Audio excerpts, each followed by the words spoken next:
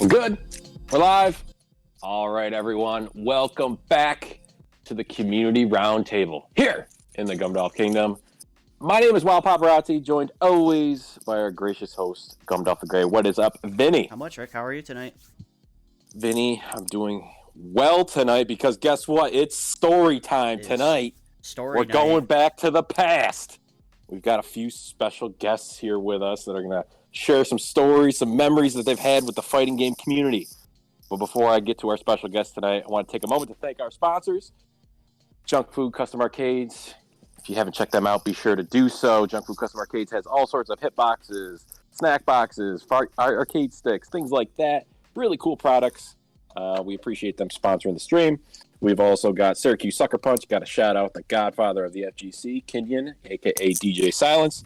And, of course, Michael Game Play and Trade, because they are the spot where we host the monthlies. So, that being said, let me get to our special guest tonight. We're actually going to have three guests, two of which are sitting here in the lobby with us.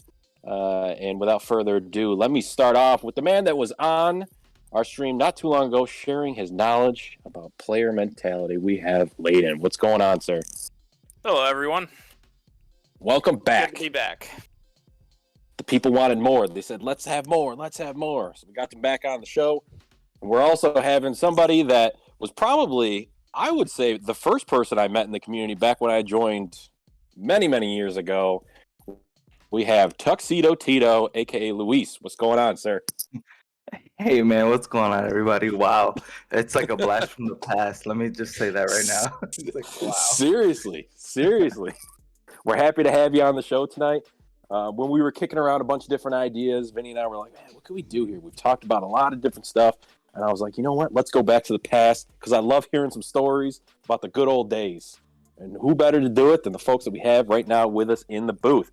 Also, at some point tonight, D'Anthrax will be gracing us with his presence and his great stories as well. So when he's free and available, he'll be joining up with us. So there's the intro, Vinny. What do you think? We ready to get going here? We are. We'll talk about events afterwards. I have a picture to show off too. Afterwards. So I guess let me start off. You know, before we get into some great stories of the good old days, let me just start off. I guess we talked to you last 2 weeks ago, 3 weeks ago, and we kind of got a little bit of background.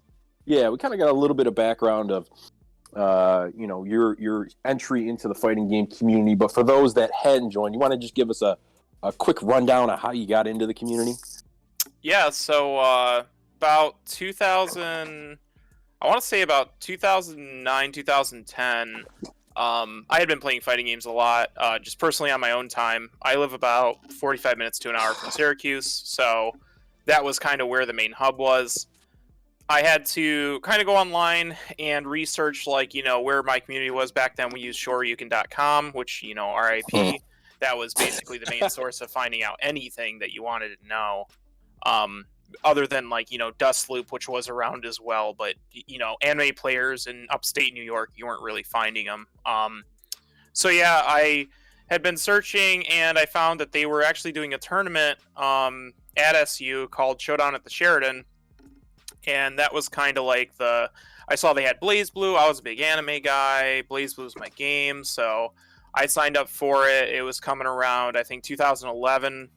In September, they were doing it. So I ended up going there, kind of getting my toe dipped a little bit and meeting some of the community. I remember my first day, I met Zach 5, I met Damas, I met Tony, I met Dave. I met a lot of these guys that are still around today or that we, still keep in contact with. And yeah, I ended up winning that tournament for BlazBlue because, as you would imagine, upstate anime scene wasn't exactly super strong. So just someone with my experience playing the game could easily sweep that bracket. So yeah, that basically kickstarted it all. I think a few months after that, because they had introduced me back then, we were using forums and stuff like that. I think it was still upstatefighting.com. And yeah, so I went and signed up with them and got to meet Nick Deemers, who's, a really big name who a lot of us know and look up to, kind of was the original host at his house for fighting games and things like that. And that was pretty much my induction into the community. I started coming out for locals, and yeah, pretty much met everyone through that. That's awesome. Wait, so the first tournament you showed up at, first local you showed up at, you won? Yeah, the first, and it was streamed by, you can still find the footage. You can just look up Showdown at the Sheridan at any point on YouTube, and you can see, like, 20 years ago, me. Wow. You Spooky's there, Min's there, because Spooky came up and streamed it for him. So there's, young Dave, young Tony, all these dudes. You can find footage of them in those tournament shots. Man. Wild. Luis, I know you know a couple of those names. I know you've been around a while. But I'm curious, because you were part of my first fighting game community event experience. What was your very first event that you started out? How did you get into the community? I mean, honestly, it's not as epic as Leydon's here. Mine really came from my time at GameStop, right? I worked at GameStop in Camillus and then Shopping Town. And, Damas, he was a regular. He would obviously come in. Where else would you get your games, right? GameStop. That was the place. Yep. By the way, I'm not sponsored by them. I no longer work for GameStop. You guys do. You buy what you want to buy, where you want to buy. But nonetheless, so I met a lot of the people there. Like I met Damas, a Polish Mafia, Steve. Like these are names that people who play these fighting games, and they were just like, hey, I want to buy this game. I'm like, hey, I like fighting games, and I'm thinking, I'm pretty good in my friend group. Let me extend my experience to these people who I don't know. And so it comes up to Nick Demers, Mr. Host a game at his place all the time, and it just kind of grew from there. I gained a love of the fighting game community and the people who were involved. And when I really started to get my feet wet was with, and you guys can judge me because I'm the younger one here, but Marvel vs. Capcom 3. That was where I'm like, here we go. I want to actually get involved in this. And, one thing kind of led to another. And as you know, I started to host weeklies at my place where Leydon would show face, kick ass. You would show face, kick ass, and admittedly, yes, I was good amongst my friend group, but I was humbled, so to speak. I met all these high-level players. And I quickly realized I'm not that good at these games, but you know what? I love the experience. I love having people here, and having the weeklies and having everybody over and playing and just getting better and I don't know, trying to get to that next level was that was it for me. That was it for me, and so that's kind of where how I grew. So. No, that's awesome. I know, when I first started showing up, I remember after that first tournament, you invited me over for the weekly sessions, and I was like, "All right, yeah, I guess this is it. This is my intro to it." Yeah. So I'm curious though, how did you start hosting sessions at your house? So Nick Demers had people over at his house. I mean, I don't think I ever knew Nick, but what was kind of that transition? It sounded like he went from that was the spot to everybody showing up at your place. Yeah, I think before we get into that, I think it's worth noting that D'Angelo has finally joined us. Yo. So, he's here? He has. Hello. Hey. All Hey, right. Fair enough. I missed it. Well, we have D'Anthrax with us. What's going on, D'Angelo? How are you? What's up, man? How are you? I had to. Good, thank you. I didn't realize I didn't have permission into the core room, so I messaged Gundolf. I was just like, please help. I'm just hanging out in DNF land. That's awesome. Awesome. Well, cool. Thank you for joining us. I guess before we get into that, D'Angelo, let me ask you, because I asked these two guys already. Okay. What was your first introduction to the fighting game community? How did you get into it? Soul Calibur 2. Wow.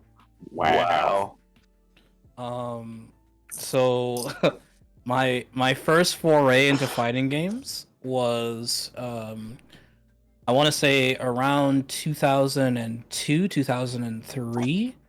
I was I was playing Yu-Gi-Oh at the time, and Syracuse we have a really like long-standing local card game shop called Altered States, which eventually became Play the Game, Read the Story, which is still like going on now.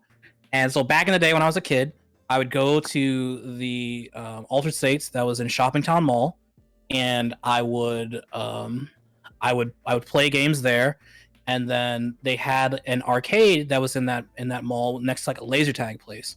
And I saw this I saw the game, and they had a T5 cab and they had a Soul Calibur cab. And Soul Calibur 2 used to have this thing called Conquest mode.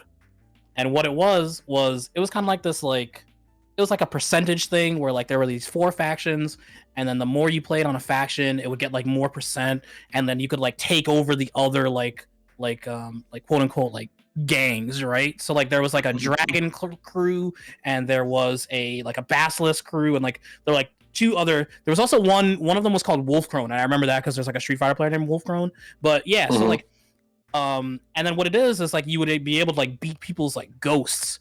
And so I'd come in to go to Thursdays, and I would play, and I would like beat all these people's ghosts, and I'd come in to play card games on Saturday, and I would go back to the arcade to check and see, and I would see like there was this one dude that was just consistently beating up my ghost, and I was like, what the heck is this? And so that's when I started coming on Saturday tournaments, and I ran into him like about to beat my ghost, and so I challenged him to a match. And I played Taki back then because I was very like I was like 13, 14, right? So like she was a ninja, and she had great features and assets, and I was just like, oh, this is cool. You worded that perfectly, by the way. Yeah. And he was a Sophidia player. No, he was a Cassandra player, and he cooked the mess out of me, and I was just like, what is this? I remember like going home, going on 8wayrun.com, figuring out like, okay, this is what I got to do to this. Came back the next Saturday, beat him, right? And then this went on for like months. And then one day, like we finally decided like, hey, like my name's D'Angelo. He was just like, yeah, my name's David. And like we became friends because there was a Maxi player that was there. And he was literally like pressing every button on the cabinet, and we both like every Maxi player. Like every Maxi player. Yep. So that was our first foray into that. And then someone came in one day. I forgot who it was, and he just absolutely destroyed us. And I was just like, it was like the one of like I forgot who it was. It was this Asian guy that's like super well known in the community, like a little bit older than like Kaluan, right? Which we'll probably get into him later, right? Yep. And he goes like, yeah, all the best players play at Cyberstation in Carousel. And I didn't have a reason to really go to Carousel because there was no Yu-Gi-Oh there, right? They didn't have any like card stores there, so I was like, whatever. And so like folks, he means a mall. Yeah, sorry, yeah, Carousel Mall. There was a Namco sponsored arcade there. It was called Cyberstation, and so at Cyberstation, I remember showing up, and I think it was either OFDP or someone else, but I think it was either OFDP or Dave, but I remember losing to someone's Astaroth, and all they did was like down back 2 into like it was like down back B into A, where it was like the swing into the bottom into the overhead, and that's all that he did to me. And I was just like, this is the worst moment of my life, right? And came back like a couple weeks later and kept on doing that. And then eventually I got to the point where I had learned how to guard impact, and so I would guard impact as his move, and then I learned how to do possession cancels from this other dude who used to be in the scene.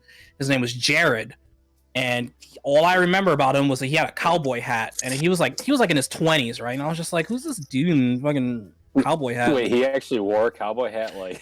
Yeah, it wasn't an ad. He had a cowboy hat, and like I called him Curious George in my head because like like I remember he had a yellow shirt on one day and a cowboy hat, and I was like, "Who's this Curious George looking motherfucker?" Yeah, and he was also a Taki player. I came to find out later that he was one of the best Soul Calibur players in the history of the game. Man. And yeah, so I figured out how to beat said Astaroth player with his one gimmick, and then he used level 2 on me, and I still got destroyed. But he was also very much like, "Hey, good job." Thinking back on it, I think it might have been Dave, but yeah, that's how I got introduced to the scene here. And then when everyone moved on to T5, I played a little bit of T5 as well. That was I played some Raven in that, and then I kind of like disappeared from the scene just because like Street Fighter wasn't out yet at that point, and card games were like super taking off for me. And then like school and work, and there was like a moment that happened where like Tekken 6 had just came out and Street Fighter 4 had just came out, and I ran into Damas at a card shop, and he was just like, "Hey, you should swing by this house tonight." And it was Kyle Sheridan's ZZY's place. And Yes, man, Damas, always. Yeah, it's always a Damas story. Damas has done a lot when it comes to like hitting the streets. You know what I mean? Like, bringing over randoms. Yeah. finding a random, hitting the streets. You know, just real like beat cop shit. You know, shout out to Damas. Yeah, Damas finds out you play fighting games. Like, hey, I know this guy who's hosting. He's a complete stranger, but come on through. Yeah. Oh man, that's awesome. And so that's how I ended up showing.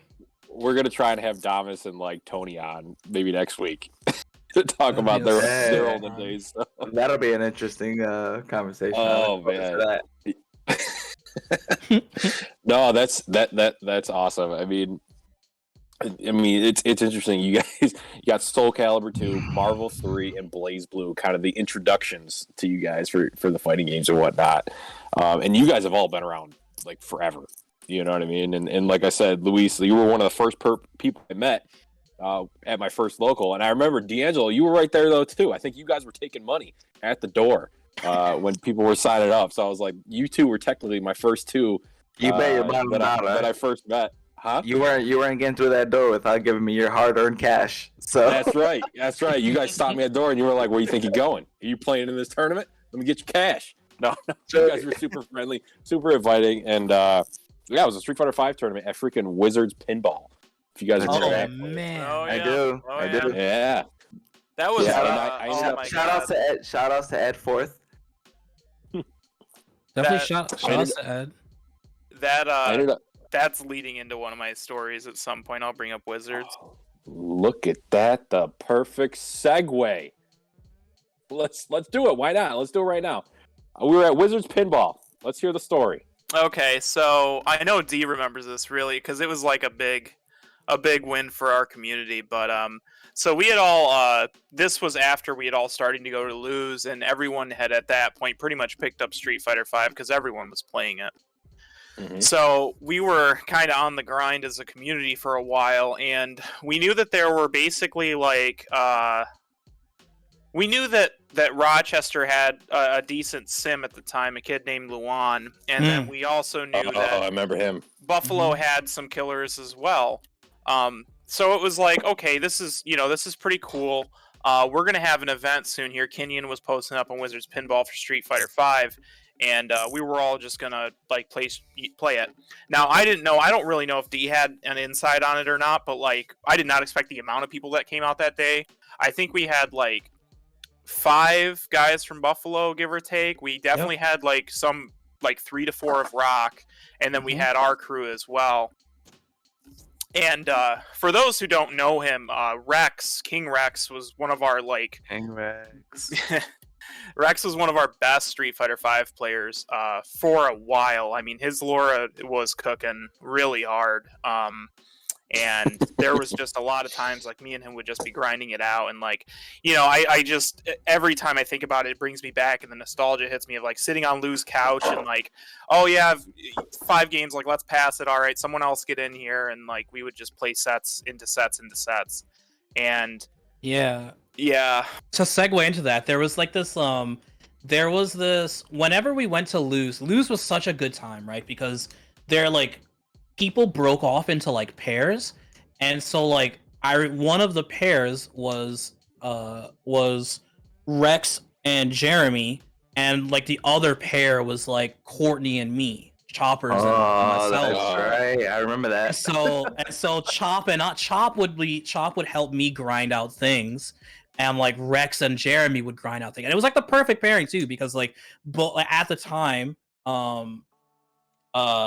both of those like Jeremy and Rex were playing like really heavy mix-up characters, and at the time Chop and I were playing like super heavy like neutral characters, right? And then I was just like, man, like what am I doing wrong here? And then it was just like, oh well, I'm not playing enough mix-up, right? So I would just go over and look at like some of the shit like Rex and like some of the stuff that like Jeremy was doing like with like their characters, was like, okay, maybe I gotta go find out something after this, right? So it was like this very cool like dynamic of just like who paired up with who and like what that translated into, right? As like the game started to evolve and like as like tournaments like started to show up, kind of thing. Yeah, that's a really good point. That you don't even realize you're doing it until like you look back on it and you're like, oh yeah, like I learned how to play like Ibuki's at the time, like not now obviously, but at the time she had pretty shitty normals. But I learned how to use those because like I would play you or Courtney and be like, oh, I have to utilize these. I can't just run in like and win neutral. I learned how to block a lot of random Ibuki mix-ups and a lot of random like Laura mix-ups because of you and Rex. Yeah, very early on, it was just like, all right, well, I guess there's nothing I can do about this full screen proximity fireball, but I can trade with it with my standing medium kick. So, and I did have more health than her at that time, so it was like, all right, this is in my favor. I'll take it every time, right? Yeah. So... we ended up beating everyone. Rex. You ruined my story. Is that how that happened? You ruined my story. Give me a sec. I was getting there. So they, Buffalo, Rochester, everyone shows up, and we're playing through the bracket, and like, we're taking losses left and right. Do you remember who showed up from Buffalo and who showed up from Rochester? I remember Buffalo was definitely like, we had K-Money for sure, we had a While for sure, we had Station, and we had Fred. I think that was it. Was Raj there? Oh yes, Raj showed up too. Yeah, so five. I remember because the only like a little bit of ego here. The only reason that I remember that a While was there was because a While was playing Jiri at the time, and I haven't lost to a While in tournament until season 4 of the game. So I'll take the pat on the back for that one. But I always it's definitely a big segue, right? Because I haven't beaten Fred since the release of Urian. That was and I think I beat him once after when he like stopped playing the game when they nerfed Urian into the ground and he picked up like Blanca just because he was like a legacy character. He likes Blanca. But yeah, no, like that's another story. But yeah, and I remember Lawan had basically like cooked everyone else up, and he's from Rochester. And then they had the Rochester Laura player. Do you remember what his name was? That was oh my god, I'm so sorry for this, but I keep going back to like Smelly Dude, and like that's all I can think of. Because dude had some sting. Yes. I don't want to say his name like after saying that, but I want to say he definitely entered as something weird too. Like he had a very weird tag. I remember he was like Jackson. Yes. Yeah, I remember Jackson was like going through it at the time too. So it feels bad because it was just like, but that's like the legacy is just like, oh man, that dude was definitely. A lot of people remember him as like the smelly guy, and I just remember him like, yeah, this dude is mentally unstable. Not in like a bad way. He was just going through it. He was just having a bad time. Like Rochester was not it for him. Yeah. But yeah, to get back to the story, I mean, we take our like wins and losses, and like we get to finals, and I think it's Rex versus a While, and watching Rex like basically in that set, he leveled up his neutral to a level that I hadn't seen before, where he was now using like these buttons that we considered kind of trash for Laura as like actual neutral tools. Yeah. And it was really inspiring to see him like get better as this tournament went on. And then I think his set with Luan, like the most offensive thing I remember ever seeing is it was like Sim, I think it was Sim standing medium, the one that like he does a little like half screen normal. He hit it with her crouching hard punch and confirmed into elbow. Like we're talking half Full the screen distance. Yeah, it was ridiculous. Yeah. And I saw that and I was just like, oh, he's actually on 10. Like he's gonna win this whole thing, and he did. And that was like the biggest blowout of the scene in terms of competitive level at the time. That's pretty much where all the strong players were that day, and Rex came out on top. Yeah. And then we took them to dinner afterwards, and that was fun. My first tournament, I had to play Rex first game, and then I had to play Polish Mafia my second game. Yeah, I don't envy anyone who has to play Rex. Dude, I was like, all right, here we go. First tournament with my bronze level Alex. All right, here we go. Welcome to the scene. I've been trying while you guys were telling the story. $5 for that? That's crazy. I feel like, you guys took my money as soon as I walked in. No, I've been while you guys were telling the story, I've been trying to find the photo because there's this sick ass photo. Everybody photo in the back of Wizards Pinball. Yeah, it's so sick. I think you guys are all in it, and it was the tournament Rex won. I've been trying to find it while you guys were talking, and I can't. Yeah, there was definitely a picture of like genuinely depressed Buffalo too. Yeah. Like they were not happy to be in that photo. Like it's such a good photo. Like Kenyon's in it. Like you guys are all in it. Like Courtney's in it. Like Chris D. Like dude, it's such a good photo, and it's such a good memory for me because I'm like, all right, this was the crew that I got introduced to, and it was a good time. No, we've always been like pretty close in general. Ever since about that time that we started meeting up for Street Fighter V, felt like we were pretty separated, like in terms of our fighting game interests for a while. But 5, and regardless of how incomplete that game felt, like really brought a community together that was like, even if we were gonna play other games, like we all knew our scene at that point. Yeah. Do you remember what Rex's first name was? Wait, what's that? Huh? That's a trick question. What did you say? No, I've only called him Rex for my entire life. Bro, I hate that you're asking because now I'm like, I don't know. It's Terrell. Terrell, that's right. Thank you, God damn. So Rick, I have a picture here. You're not in it, but how we could share this? Like, how do we do this? Send it to me. Is this the one? I wasn't in that photo, but I remember seeing it and being like, yeah this is fucking sick. Who do you want me to send it there, to? Though. Send it to me. Send it to me. Send it to God. I got you, Bob. Is it the one where I'm in like the black hoodie? I can. You could literally go on like. Yeah, that's exactly it. You're in the black hoodie. Yeah, I know this picture so well. It was Rex's first. In case you don't have access to the Facebook, but there it is. Yeah, because he had been, I think he was getting second place to me at events at the time, and yeah, he beat me in that set. Oh, that was such a good time. Yeah, because that was the day Dragon Ball dropped, right? Yep, and I lost to you. I got second place to you, and it's so upsetting. This was 2017, right? So like, but you know Courtney's here. There's me. There's Lou. Super impressed at my ability to even get second place because I had no plan on doing better than what I did. Look at all the young, beautiful gentlemen in that picture. That's the photo. There it is. There it is. Oh, yeah. Damn, Kalu and Chan is in there. Holy shit. What a handsome group. Nick Cole is the guy next to Terrell. I forgot about Nick. Nick Cole, that guy. Look at Tony. What is up with this gun symbol he's got going on? Like, what, dude? What? Nick is trying to shoot Courtney, bro. For real. I feel like obviously the Anthrax, we got him down there doing his signature move. I yelled the peace sign in front of the face. Yeah. Back when I had a man bun, which is insane. Still a good-looking man. That's all I gotta say. That was that. See, there it is, right there. This was the crew, and I was like, all right, these guys are all super nice. But I always remember this photo because I'm like, all right, there's the two guys that beat the shit out of me. And you know, it's crazy to think, Rick, that this is the first time we met, man. I feel like this was yesterday. It's really what it boils down to. Many years. Crazy. So I want to get back to the question I posed earlier, though, right? So you guys both or all talked about having like sessions at Lou's place, but like how did that start? How did sessions start at your place, Luis? Oh man, I remember. I can at least lay the groundwork because I think Lou, were you at Deemer's the first time we played Street Fighter V? Probably.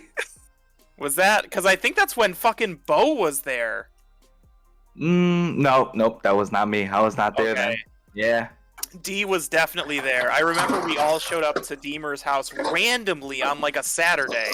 I was a mainstay at Nick's house. Yeah, and we had all met up, and Nick was kind of like, yeah, I don't really know how I feel about the game. Like, I could kind of tell that there were some pretty big misses. Like, I know that Justin Chocobear Jackson was like not about it as well, and he was like our resident grappler player. And I was asking D about other guys from the, we'll say like the Street Fighter 4 era, because that's kind of the scene that I knew. And like a lot of them weren't really feeling 5, but I think me and D ended up playing in finals of that small little tournament or whatever, and it really sounded like, or at least to me, it sounded like people were not on it with 5. So it was like, oh, we may not actually have like a community started with this game. Yeah, so like to even give some more backstory to that, right? So history kind of repeats itself again, but 5 was like the first time that they had a PC release, and so because they had a PC release, they were able to get a crack. And so I remember that for Street Fighter 5, not Street Fighter 6, for Street Fighter 5, a game that is 6 years old at this point, so please do not come and beat me up, Capcom. There was a crack for it, and someone may or may not have had it at their house, and we may or may not have gone, and I may not have gone and practiced Bison at someone's house and like figured out like, oh, what's like, how does this game work? And I remember like as things were like heating up, right? Like because I would play with like Justin and I would play with Nick, right? There was no boxer, right? So Nick didn't know what to do, right? So he was just like, I forgot who Nick played. I don't think it was Ryu, because Nick is primarily a charge character, but I know Justin was playing Geef, and like release Geef just wasn't what he was. And yeah, like just like the attitude of like for like a lot of people just wasn't there, right? Like the game, it didn't hit all the buttons, and it was kind of bare bones, and it just kind of sucked for a lot of people those first 2 seasons. Mm-hmm. Yeah, and so the tension from the Street Fighter 4 guys just wasn't what it was. You were playing Karen, right? Because Ibuki was season 2. Yeah, Ibuki was season 2. Yeah, I thought I was going to be a Karen player, but then like I didn't like how she played in the game, and it just wasn't my style of I came as a Viper player from 4. Like I wasn't gonna play an honest neutrals character. Like I wanted bullshit. Yeah, and I remember Chop was playing Claw at the time, and so it was it was just like a bunch of Chop was just dying to people jumping at him, and it was just like, all right, like he would play neutral for like 99 seconds, and then someone would jump at him, and it would be like, all right, this is the worst experience of my life. And I remember shoutouts to Colleen getting dropped because he was able to take his talents to South Beach. But yeah, and there was also that one guy. Oh my gosh, because he showed up to the Retro Game Con event. Wait, hold on. I have to look it up because he showed up to RGC. Oh gosh. Well, while you look that up, let's go ahead and revisit Rick's question real quick. So, honestly, Rick, I don't know how and when we decided to host games at my place. Oh, I do. I can fill that in, by the way. Oh, go for it. Yeah. Okay, so it just kind of happened. We were. I don't know. I just woke up and it happened. This was the advent of like Facebook Messenger.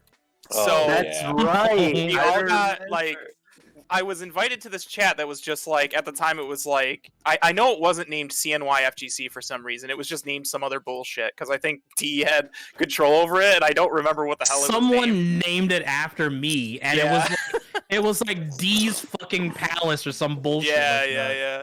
So we were all like, obviously people are chatting in there. They're like, yo, and people would post like tech they got off like other FGC Facebook and be like, yo, did you see this like car and shit? Like, hey D, I saw this Bison bullshit. Like, check this out.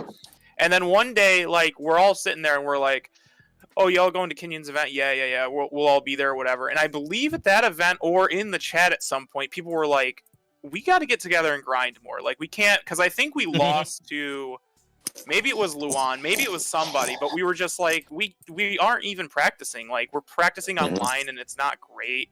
Like, we need an answer. And then, like, fucking with his blue-red Superman vest, fucking flies in Lou and is like, hey, we're going to have this little meetup at this place in Cicero. Like, you know, I want people to play games. Like, you know, bring your shit. Let's, like, get something going. And it was like, okay. And I remember that was your old, like, apartment before the one we knew. Yeah. We all met up there. And just seeing, like, you know, Christy, me, D'Angelo, I know Courtney was there. Yeah, Courtney was there a couple times. Nick was there. Tony showed up. I mean, Terrell showed up. Rex, you know. I mean, it was crazy. And you know what made the events so special was that, like, everybody came over and we all kind of, like, broke off and we all played our own fighting games. I had maybe 3 or 4 TVs set up in my PC in the other room, and then people who weren't even into fighting games were showing up, and they were just there for the company, which kind of is a testament to, like, what the FGC in upstate New York, Syracuse, New York is, right? We're just awesome people. Everyone just wanted to come hang out. It was such a good time, whether you played fighting games or not, and it was spectacular. So yeah, that's just to throw this in here. I want you guys to know that when we were driving back from that Tekken 5v5 just this past weekend, or sorry, 2 weekends ago, I'm getting my time frames messed up. One of the first things I said in that car that everyone agreed on is, like, we really do have the best community, and that's all thanks to people who have like Deemers and Lou and Son and Kenyon and Vinny to an extent as well. Like, we all it all to you guys that, like, number one, our community is good and we all play fighting games, but also, like, we're pretty fucking chill. And, like, I really enjoy the people that we have around, and that all started back then. Yeah, and you know what? It's great that you said that. Like, we have a great community, and this is just gonna segue right into what I want to say. Like, I hosted people for fighting games, so for practice, for tournament preparation, whatever it is, just to, like, meet up and, like, meet with you know, other players, like-minded individuals. And I did that because I thoroughly enjoyed it myself, right? I enjoyed having people over.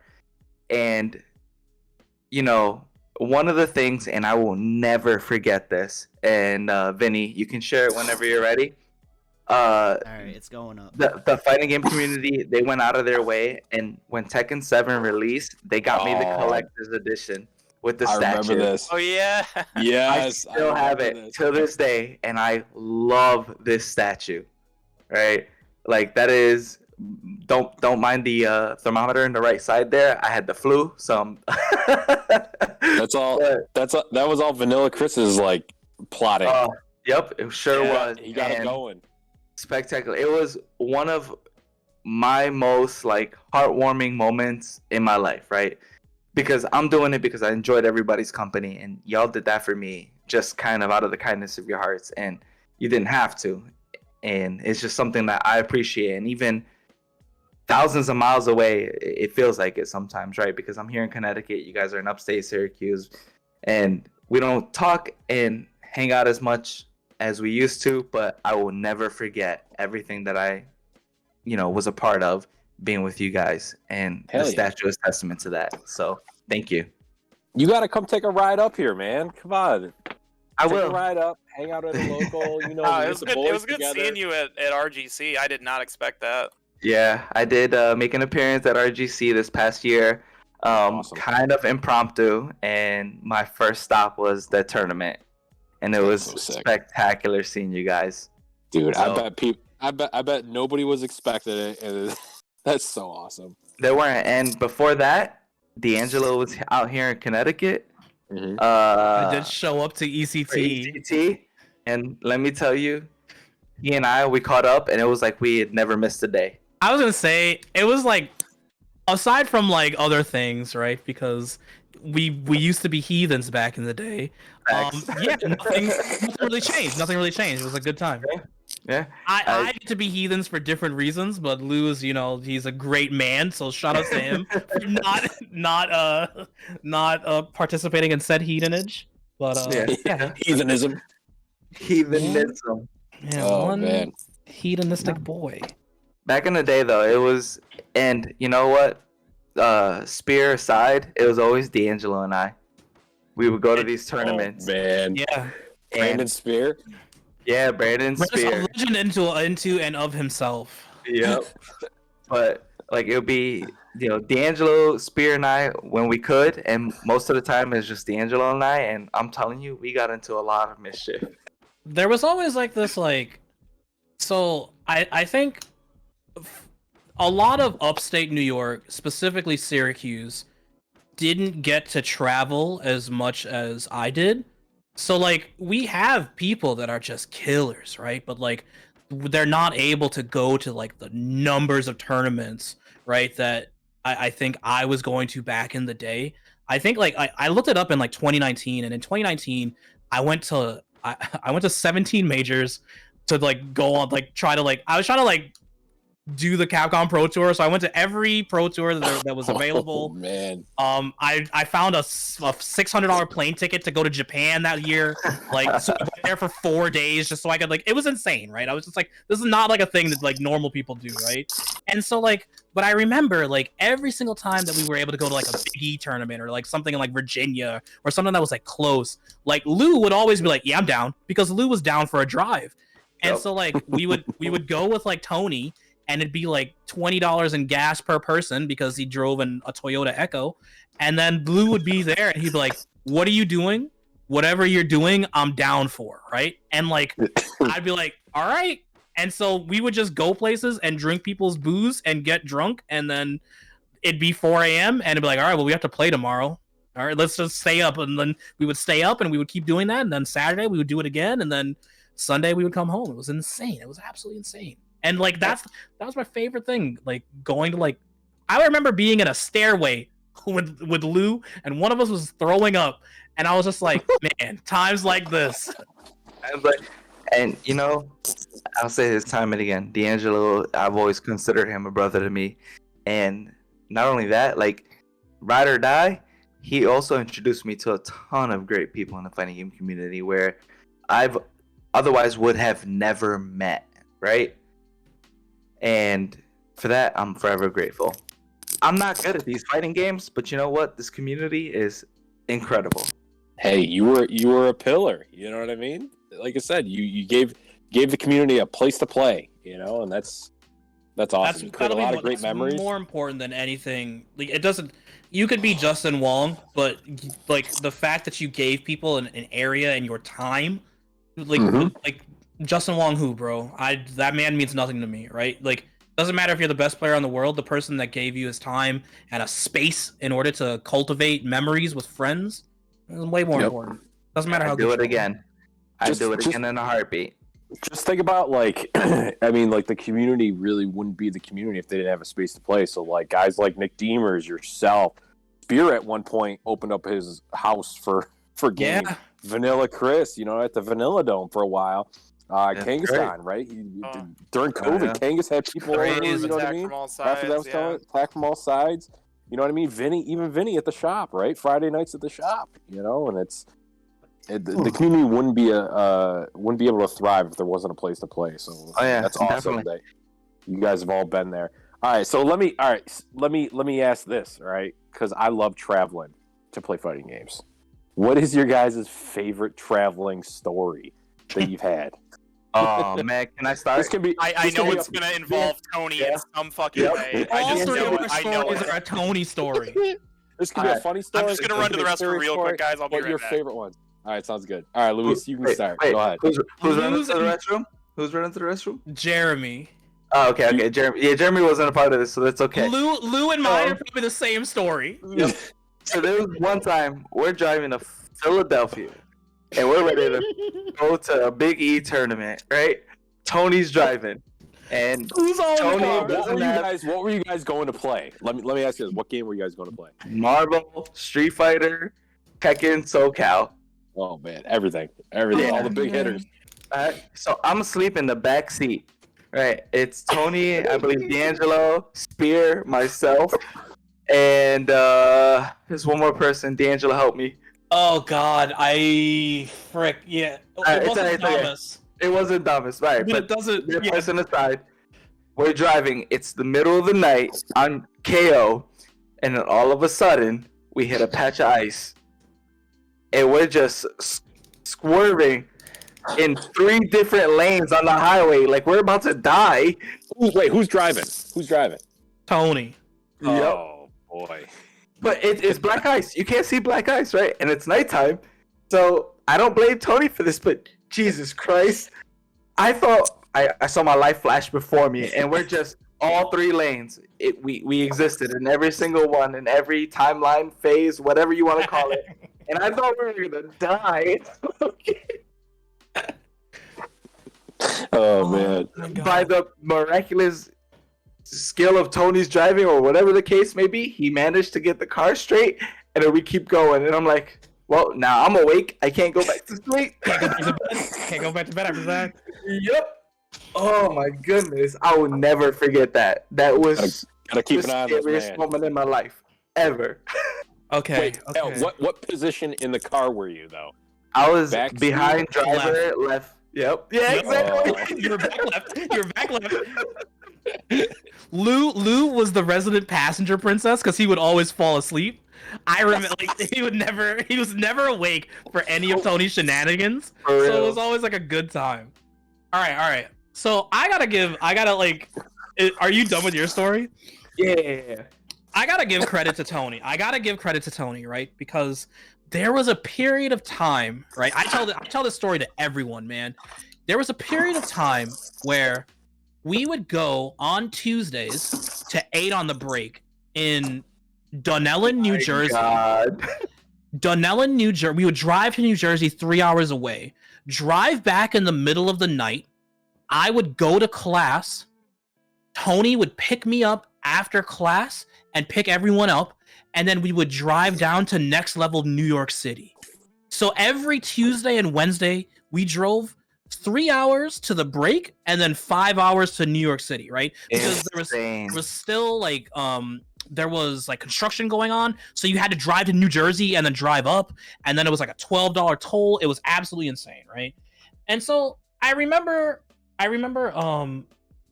there was one, like, I don't think I could do that now, for one, right? Like, that took years off my life, doing that 2 months in a row. It was insane, right? Like, I don't know how I was alive. But I remember there was this one time we're driving to Dunellen, right? We're driving to 8 on the break. It's for a Marvel tournament, and it's Tony, me, I think Damas, I think Lou was there. Nah, I was not there for this one. I know what you're talking about, though. Okay, yeah, and Spear was there. Spear was there. It was Spear. And so Tony has this thing where multiple stories of Tony running out of gas. This is a natural occurring thing. This is just a thing. He does not have I get it, right? I don't have a great awareness of time. Tony does not have a great awareness of the gas meter in his car. And so I remember we're like, Tony picks all of us up and we start driving, and we get like I look at this thing and it's just like, oh, like the light's on, and we're probably by Tully, New York, right? We're probably like 20 minutes to Cortland. And I go like, hey Tony, we should probably fill up soon. We just like don't have anything in the tank right now. And he goes like, oh, I'm waiting to fill up once we cross the border, like into Pennsylvania. It'll be cheaper. And I'm like, Tony, it's like 10 cents cheaper, and you have a 9-gallon tank. That's 90 cents. I'll give you $1 if we just fill up now. I'll just give you the $1. Like we can just do this. He's like, no. It's gonna be cheaper. It'll be better. Like, let's just we'll do it, right? Halfway to Binghamton, car starts sputtering. It's also winter, by the way. It's like December, right? Car starts sputtering. We're like, oh god. Tony runs out of gas. We're like, Oh, no. all right, what the fuck do we do? We're on the side of the road. My phone is like, it's so cold. Tony's phone is almost dead. He's been watching videos while driving the entire time. Oh god. Spears waking up. He's like, what's happening?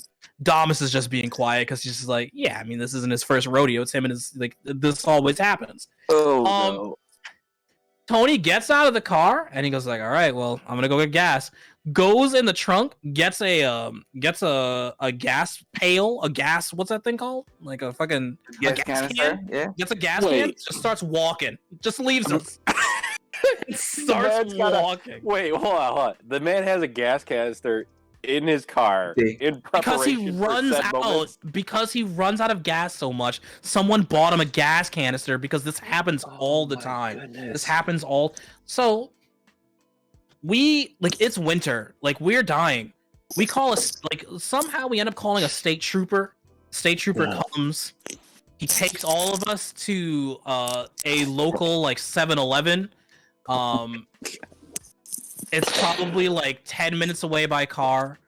He finds Tony, picks Tony up, takes him to go get gas, then takes him back to the car to fill it up, and then Tony meets us.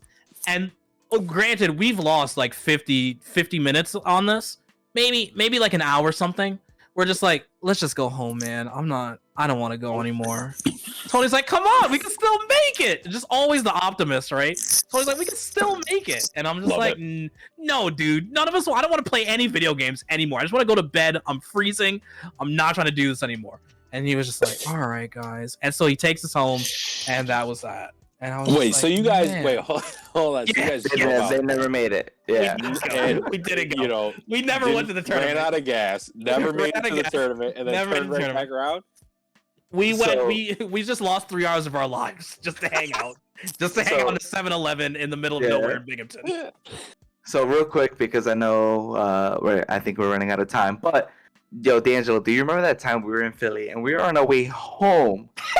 It was over, and Tony hit this hill in the middle of December, and his car could not go up the hill. Yes. So we had to get out and push We had to get out and push it.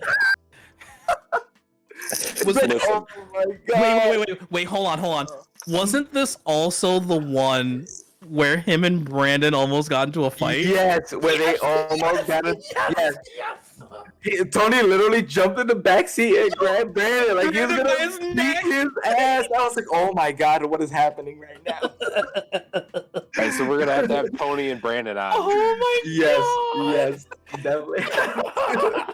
I was thinking about that the whole time because Tony unbuckles the Yo, seatbelt. he's ready. Halfway jumps in the back, grabs Brandon by the collar, and he's just like, "Give me the damn money!" And all this fist stuff. And Brandon's like, "I'm not gonna give you the money." He's like, "Get me home!" And Oh my god. I'm telling you, it's been oh, insane. man. I Oh. never forget these moments.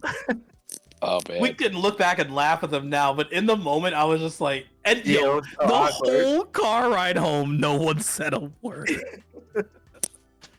Listen, so what you guys are telling me is we need to have Tony on to get the other side of this story. It's so Yep. good. Yeah, you got to hear from Tony himself. Oh, Bro, man. I am sure that Tony could fill a year worth of these Easily. episodes with the stories. Yeah. This dude is not. I have literally called him a chaotic force of nature. There's no way that that dude lives a normal life every day. It just doesn't happen. No, For real. there's another story of him running out of gas with Paul Farinasti. Fair nasty. Oh, Yeah, I know that remember story. I Yeah. remember him. And he again has to leave, and Paul gets attacked by a raccoon and has to Oh lock the my raccoon in God. the car. And he No locks the fucking way. raccoon in the car. Let's And so go Tony- upstate. So Tony comes Fucking way. comes back with the gas. He goes like, Paul, why aren't you in the car? And he goes like, there's a raccoon in the car. I'm not going in that car. Get the raccoon out. Dude, no fucking way. Yeah. You know, It's real, bro. I wish I could say it's a joke, but there's one time I'm leaving work. This was back when I worked in Time Warner at Syracuse, and I'm on Erie Boulevard there, and I see Oh my Tony God, I know this, I crossing know Erie Boulevard with a gas canister. to get some gas, and I'm like, what is going on? What is this, Dude, this is wild. This is just how he lives his It's life. just how he lives his life, man. Oh man. Oh my goodness, Tony! I feel like- just get some gas. Stop every time you see a gas station, please. And it wasn't even like his gas needle didn't work. It was just him. It was just like his thing worked perfectly fine. It was just him. Gosh, I can't wait to have him on the show. Oh man. I need to know why. I need to know why we just can't stop and throw $20 in. And there was Need to also know.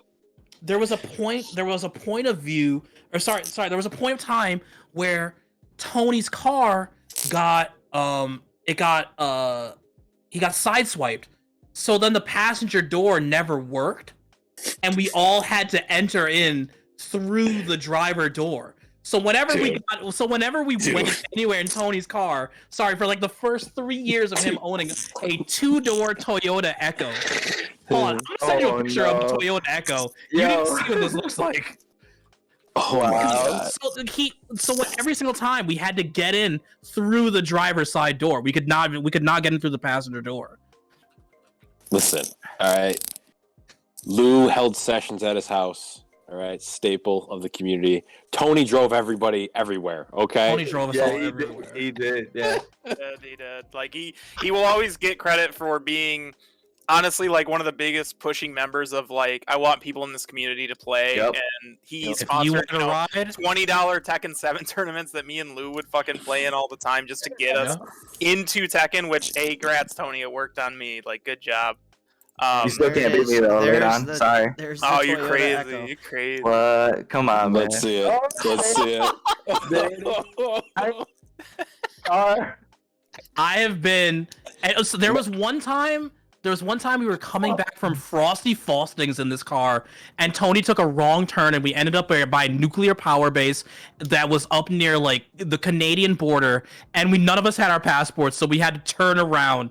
This car has been everywhere. This car has been everywhere, bro. I want for the folks at home, just imagine a gas can in the back, all right, a raccoon in the driver's seat, and 5 people in this car. Passenger door just not being able to work. 5 people in this car every time. At least he got you there. He got you there for the most part, all right? Sitting behind, because Tony's very short.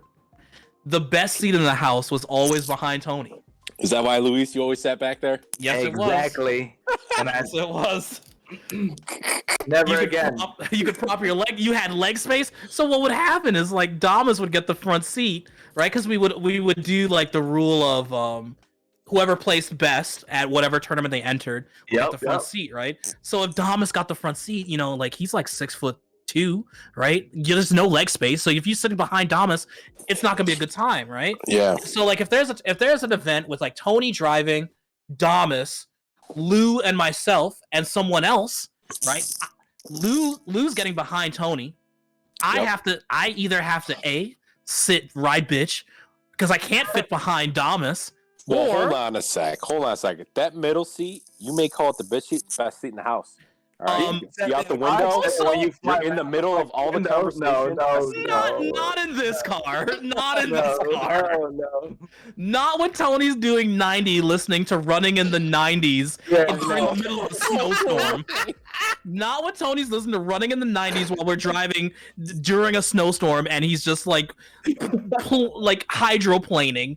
Just it's some of the most insane moments. Oh my no! I'm all set. I would not want to be in that seat ever. It got to the point where, right, and Lou knows this. I would offer to drive home because I would know I wanted the leg room, so I would get my leg room by driving the car. Yep. Oh man. Well, I can't wait to have Tony on and hear his side of said stories. Looking at this car brings back so many memories. It really does. I also want to hear Jeremy's favorite travel stories. Yes. I know we're okay on time. I mean, 10 o'clock is not like a hard stop. For the most part, I'm good to go, man. Like, I love the conversations we're having, but I also want to have infinite time. You're good. Yeah, mine actually. I don't think. No, D was definitely there. So It was NECD. Which NEC was it where Ultimate was played first? Oh gosh, it's the one where PR Rog lost to Justin, I think, or did PR Rog win that? I can't remember. It was PR Rog beat Chris G. That's right, yeah, because Chris G was out there like sad boy on the hotel doorstep, yeah. And that was the one where he was doing the 100% thing because they figured out that Spencer had 80k, so his team was like Wolverine, Wesker, Spencer. Yeah, yep. I think that was 15, NEC 15, maybe 16. Yeah, so it was the year, basically, just to like put the story down, it was the year that Ultimate came out. It was the first NEC, which I think on the East Coast was our first major, I want to say. For that game? For Ultimate, yeah. I think it was the first major for Ultimate, yeah. So, so we were all going to plan on driving down there. I believe in the car it was me, Zach5, Damas, and Tony. And I know you went, but I don't remember how you got there. I think at that time I was like, I don't want to drive with Tony this month. Like, I might have rented a car, like kind of thing. Took my own group. Like that's. Like, I've never flown to a Philly tournament. I've always driven, and I've either driven with Tony or decided to just rent a car and drive down myself. Yeah, so I want to say it was 2012 sounds right. I think I had, I think I had just like started seeing my now wife at the time, and I told her like, hey, I'm gonna go over to Zach's house. We're gonna like do this drive. So I get over to Zach's house the night before, and like I get there by, I don't know, probably like 10 at night. And kind of realize that like I'm not tired, he's not tired, we both work night shifts, like it ain't gonna be great. So we just kind of like play Marvel until the morning because we're both just like not gonna sleep. So he's gonna drive, he says he's okay. I'm like, all right, cool. So I get in the car and we drive down there and pick up Damas and pick up Tony along the way. And Zach5's driving away. I don't have a Tony driving story in this one because Zach just bit the bullet the whole way. But Tony's there. He's there. Until we get to a gas station and we fill up the tank. And then for some fucking reason, like Zach5 wants to, like him and Tony are talking about this and that about the car. And I'm just like, guys, this is just like, I think he just had like a Corolla at the time. Like it wasn't anything crazy, but they were like, oh yeah, you can do this and this or whatever. And I get back in the car and like, they're still chatting or whatever. And Damas is like passed out. And I'm like, all right, whatever. I'm gonna chill and close my eyes for a second here. I wake up and like they're doing donuts in the lot and like there's ice covering the ground. So like I wake up and I'm like middle heart attack. Tony? Yeah, I'm just like, what the fuck is going on? And they're just like, no, you gotta hit the brake like this. And they're just sitting there like doing fucking and I'm like, brother, why would you do this when I was not awake? And I'm just like looking at them dead eye in the face, like, why would you do this to me? What the fuck? So my adrenaline's like through the roof. I'm just like, okay, well, I'm not sleeping. So we get to the venue. It's Friday, so like the day started. Like back then you didn't really get that like, layoff where they were going to run teams the first day. Like no, they were running the event that day. So we get there, I run my pools. They're not calling my Marvel pool yet. There's really not a decision if they're going to call my Marvel pool yet. Like I'm not sure what's going on with the bracket, but it hits like probably 7 or 8 o'clock, and I've been up like at this point in time back then probably about 30 to 35 hours. Like I haven't really slept. So I go to Zach5, and you gotta like, this is me in my mid-20s, keep in mind, like I am not the person I am now. But I was just like, I gotta go back to the hotel, man. I gotta, if they call my pool, whatever, I don't care. I'm exhausted. So I get back to the hotel, and I shower up and like I get all that, and I'm like, okay, I'm gonna just take a quick nap. I wake up to like a pounding on the door, like loud as hell, and I'm like, what the fuck? And like someone is pounding, and they're like, yo, open up, and I'm like, what the fuck? So I go out there, and it's Tony, and I'm like, can I help you? And he's like, oh, I actually didn't know anyone was in here. I was just fucking around, and I'm like, oh my god, dude, I was lying. I was trying to get sleep, and he's like, oh well, there's like 7 Marvel heads coming over, and I'm like, okay, whatever. And I'm like, I'm just gonna be chilling on the bed. Like I go to lie down and I pass out immediately, and I wake up 2 hours later. I'm not shitting you. Like, this was honestly eye-opening for me. I wake up and there is Chris Matrix, Dave, Polish Mafia. I think Toner had been there at this event, or like someone we knew locally had been there. It might have been Neil, actually. I think it might have been Neil. But like, mad random dudes in the room, and like I'm looking at and I'm listening to Chris Matrix talk, and I'm like, why the fuck? And there's just like we're talking like anyone East Coast was in that room that night for some reason playing Marvel, except for like I think D found another Marvel room that he went to. I think I was like, in the Philly room at that time. Yeah, like there was just mad fucking people in there, and I was like, what the fuck? So like I get up, whatever, and I turn over and I just start playing Marvel because I'm like, I'm not fucking sleeping, bro. It's over. It's all over. I'm just gonna play Marvel. And yeah, that's about the craziest. That's about the craziest my stories get. I was fortunate in that I had heard enough stories about Tony's driving that I never got into Tony's car when he was driving once. You did the right thing. You did. I heard enough. So what I've learned about your stories here in the fighting game community is never fall asleep around these guys, because apparently you'll wake up doing donuts, or you'll wake up with 7 random dudes in your room playing Marvel, or you'll wake up and there's a raccoon in your car. Who knows? Jesus. I'm pretty sure whenever D'Angelo and I went out to these events, we almost never slept in the room that we booked. Oh my god, I forgot about that. Yeah, okay, so there was a time where it was another NEC. I think this was like the year after that NEC. That was like NEC 12. I think this was like NEC 13. Lou and I, we found okay, so I gotta preface this, right? There's context. There used to be this thing that people would do at tournaments. It was a specific thing to like the DMV area, where there was this guy, his name was DJ Hoshin, and he would make drink. He would make this drink called Fire X Factor. It was called X Factor. The secret to X Factor was that it was kind of like a jungle juice. You know, like that. You know that guy that just like adds all the drinks into like a tub, and then it's just like, yo, he's trying to kill someone. That's what he would make. X-Factor. Yeah, but they called it X Factor because like it turns you up, right? It tasted sweet. It was like a fruit punch, but it didn't taste like alcohol. And he would charge you $5 a cup, and it would be made in like a bucket.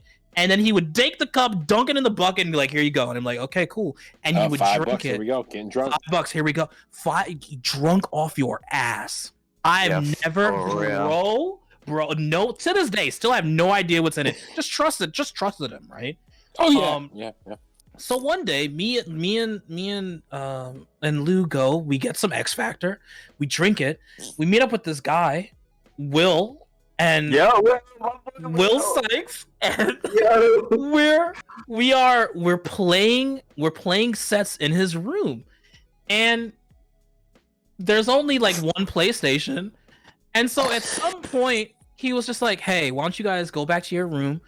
We're staying in another hotel, by the way. We're staying in a different hotel. Yeah, not even the same building. Not even the same building. And he was just like, "Why don't you guys go back, get your PlayStation, come back, and we'll just play more games, right?" And I remember saying okay to Lou. And then after that, I remember walking with Lou. And then I remember waking up in Will's room.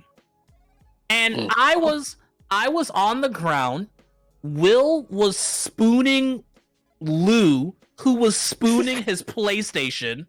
So at some point, we went back and got the PlayStation, brought it back, and fell asleep in Will's room. It wasn't even hooked up. It wasn't. No, it was just literally in my backpack still. In his backpack, and Lou was holding his backpack, cuddling it, and Will was holding Lou, and I was just like, "What?" I have no idea what happened. Ever since. Yep. No idea. X Factor hit. Will was the big spoon. Never remember being that drunk in my life. Oh man. Well, I appreciate that he called it X Factor, because what a solid name for a concoction. I'm gonna call it a concoction. It's not a drink. It's a concoction. Yeah. Oh man. I fucking love this. This is so awesome. I love hearing these stories. Oh man. Well, this is truly awesome. I feel like I've been around only 5-6 years, and these stories I definitely like. I don't travel very much, so I love hearing the travel stories. I've only traveled a couple times to like Buffalo and Rochester, and of course, being in Syracuse, you got to respect the local scene here. But let me ask you guys this: with all your travels and you guys being here in Syracuse, who's your biggest rival, and what community do they come from? I'll start. My biggest rival is this guy called Sandman, because he's the only dude to ever beat me in freaking Windjammers and made me place second. Alright? That's it. Windjammers. Wait, hold on a second. Can you at least give us the story? Did you play him in the finals in Windjammers or what? Sure did. So this was, I want to say, an NEC, another big E event. They had Windjammers on the side, just kind of like free play, blah, blah, blah. It was the first time I picked up the game, and I fell in love. I fucking love that game. Love it. So good. So they generated enough buzz where they were like, all right, let's have like a quick small tournament. $5 buy-in, blah, blah, blah. I was like, say less. Gave him my $5. Played. And for whatever reason, I was a young prodigy. First time picking up the game, and I was just scraping people. Got all the way to grand finals, and I lost to the man Sandman. And you can find the video on YouTube. Sure did. Go on YouTube, look up Windjammers, Tuxedo Tito versus Sandman. You can watch the match, and it was the best place in a tournament that I've ever had. Second. Wait, didn't you play the? Wait, you played the girl, right? Wasn't that your character? Yeah, from Japan. Yeah. And she is spectacular. I play her Windjammers too as well. Here it is, 9 years ago, Tuxedo Tito versus Sandman. Yep, wow, look at a young Luis. Years ago. Look at a young Luis. Yo, tell me you're wearing it. Oh, man. You're wearing it. What kind of hoodie is this? It is This looks like a Mark Echo hoodie. It is a Mark Echo hoodie, a red Mark Echo hoodie, right? That's how crazy old this is, man. Echo is still popular, apparently. Listen to this comment. This is the third comment down. It says, Sandman looks like he's going to throw up every time the disc comes to his side. Oh, man. I never read the comments. I probably should. Dude, I'm gonna post this in chat. That's awesome. That's so sick. I was with my brush cut, clean shave. Look at you. Look at you. Young man, Luis. I'm pretty sure Spears in the background there, being my hype man. Oh, dude. Spear as a hype man, though, is wild. Zip him up. Zip him up. Zip him up. The man is a legend. Can we do something about him? Oh, man. There it is. You can see Spear right behind me in the right side there, looking like Captain America. Oh, that's awesome. All right, let's hear your other guys. Come on, favorite member. Jeremy, do you want to go next? It's kind of hard for me. I'm usually, man, how do I say this without sounding like an arrogant asshole? Yeah, like, it's hard to ask the best grappler in the country. Best grappler, Best grappler, NA. Like, it's hard to ask him who his rival is. It's more so like, at least with me, it wasn't so much about rivalries as it was like a lot of the time I would find players, and I still do, who want to get better at a certain game, and I will pick up that game and try to get better with them. And on that note, like, I think Indra is probably my greatest rival in that fact, but like, it's a little bit tough because he unfortunately, like, he is without a doubt the best Dragon Ball player in this area. Like, there's never going to be anyone touching him. But there was a time where, like, uproar. I'm just saying, he won upstate uproar this year. Yeah, I saw that bracket and I was like, yeah, Indra wins that. Like, I'm not gonna doubt it for a second. But Yeah, it's a little bit tough for me. I mean, back in the day, thinking about like rivals, it's like Jug. Like that's the big one for me for Street Fighter for sure, because it was like in Syracuse, and like people can attest to this. Like I wasn't losing in Street Fighter 4 outside of like Glory and Jug, and like Glory very rarely came out. Yeah, Glory was almost never in attendance. Yeah, so like as much as people wanted, like Tony wanted a story, oh my god, between me and Glory, like it didn't really happen because he wasn't coming out. But yeah, it was a lot of like I was just trying to get that new generation or players who weren't quite there at my level up a level. Like that's why I would play, you know, Rex as much as I could, or I would run the table at Lose a lot because I would just be like, you need to do this, like let's talk about this, like this isn't correct. This is what you're missing, like you could get more damage from this. I guess it's kind of like if people who know me, you know, I'm sure Lou and D can talk like this is how I am. Yeah. But it's not always about like I mean, I get heated over losses, right? Obviously, most players do, but I don't get to the point where I'm like, I'm going to talk down about someone. So, you know what, though, Jeremy? Yeah, you don't talk down, and you always try to build people up, but seeing you heated is always a highlight of my day because it's so rare, right? Because you get so mad and you reserve yourself. You just shut down. I'm like, oh, Jeremy. Yeah, I mean... I've got really, you know, I will give a shout out to everyone who's been my rival. Like, you know, you got Bo Star, obviously Bo was the Tekken rival. Me and him have created this incredible fucking storyline for Syracuse that I'm sure Tony will tell everyone about as well. Me and Bo just bouncing back with talking shit to each other, having like, you know, I would win a Ranbat, then Bo would win the next one, then I would win one. Yeah. You know, it would just go back and forth, and that rivalry was great. And I mean, in Street Fighter, it was me and Rex. But then we had like this pool of players when like Chris D was on the come up, and D was right there with everyone else, and Courtney was right there with everyone else. I think we had genuinely a very strong scene there. But just in terms of like general rivalries, I think at least my personal like favorite story that I talk about is Indra, because that kid came in hot to the community, talking a lot of shit, like thought he was the best around. I called him out. We played a 1st to 10 for it. It didn't go well for him, and now he's one of the best Dragon Ball players. Yeah. Now he's one of the best Dragon Ball players in the States, and like I will never take that from him, and he will always be my favorite player just to watch, because that kid he got so good. That's awesome. Shout out to Indra. Hell yeah, shout outs to Indra for sure.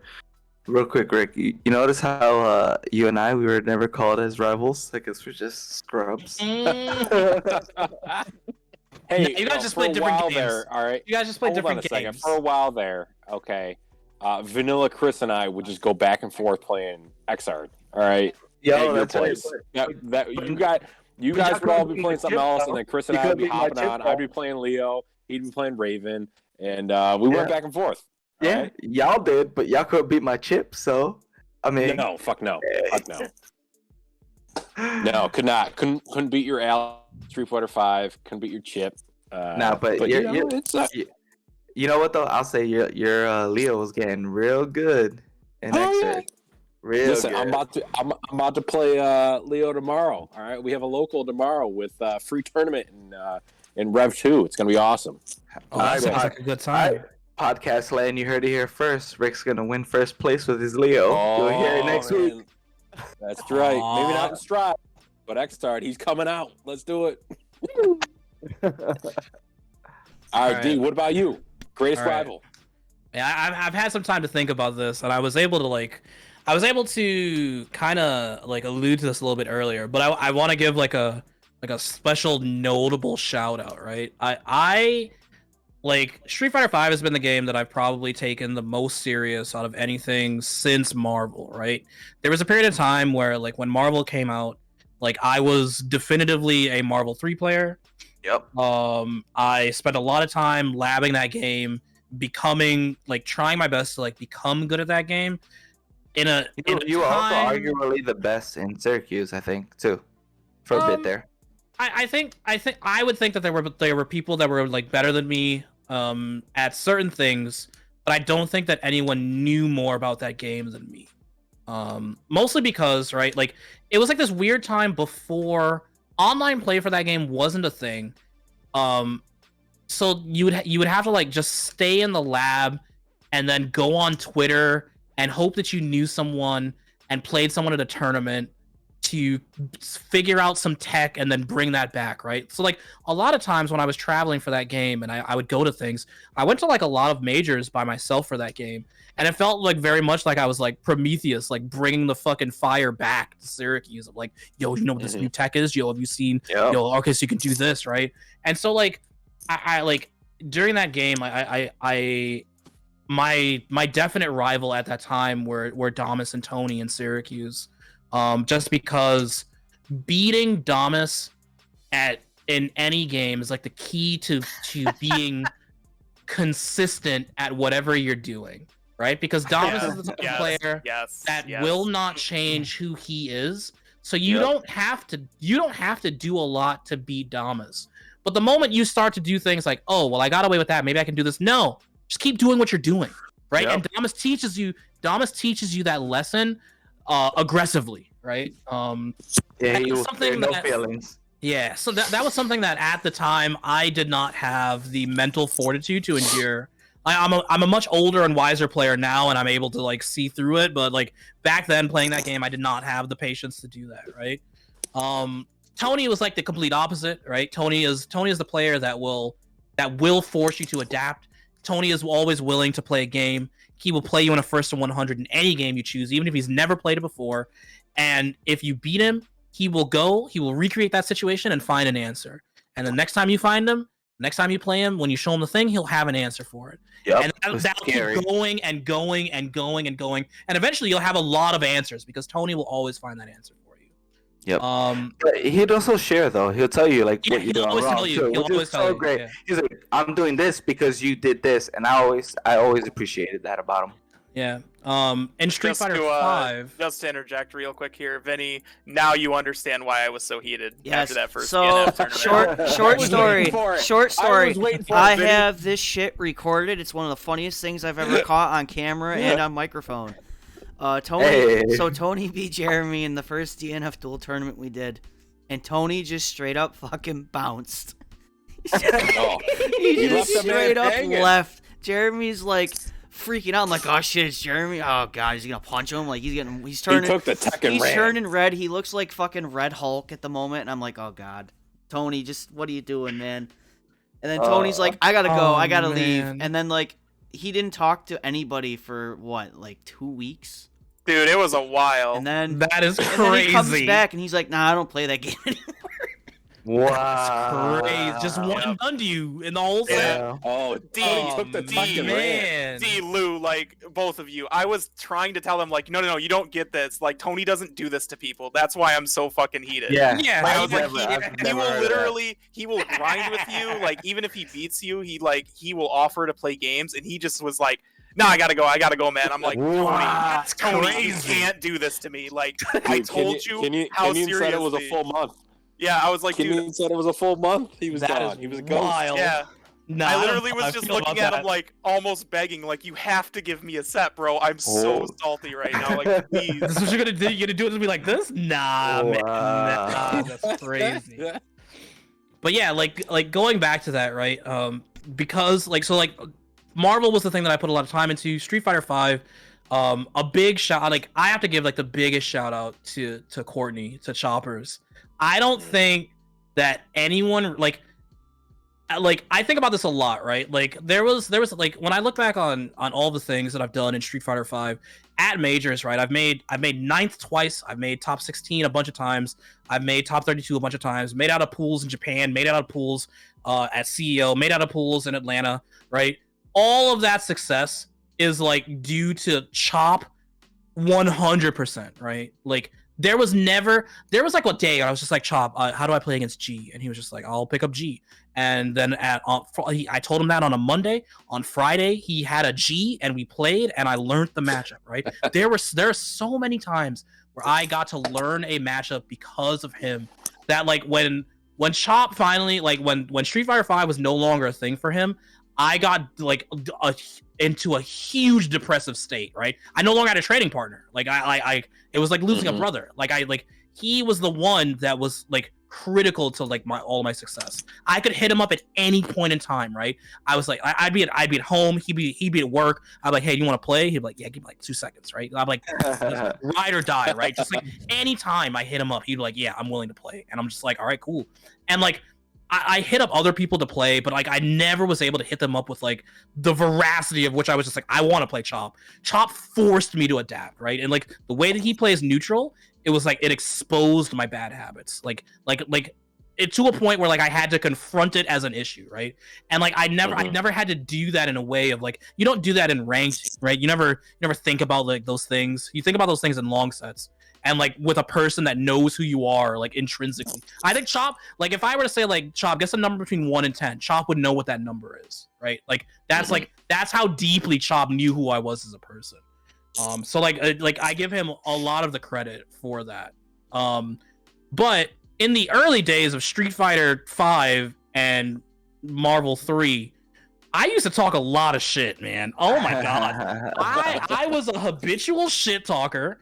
And one time I wrote a check that my ass couldn't cash it. And this was during, so the guy's name is Fred. No One Man. And this was during. His name is No One Man? Yeah, because No One Man should have all that power. Shout outs to Fred, man.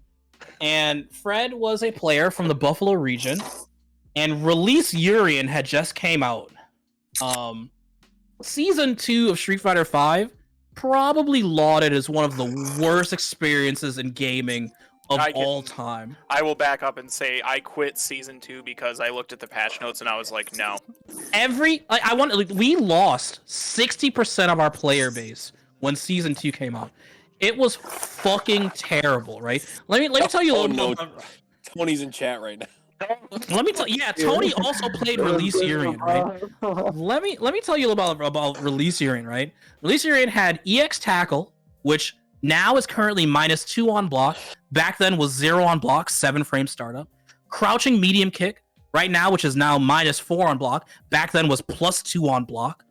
Had the god anti-air crouch fierce, right? He had Aegis mix-ups. His Aegis didn't go away when you hit. It was more plus on block.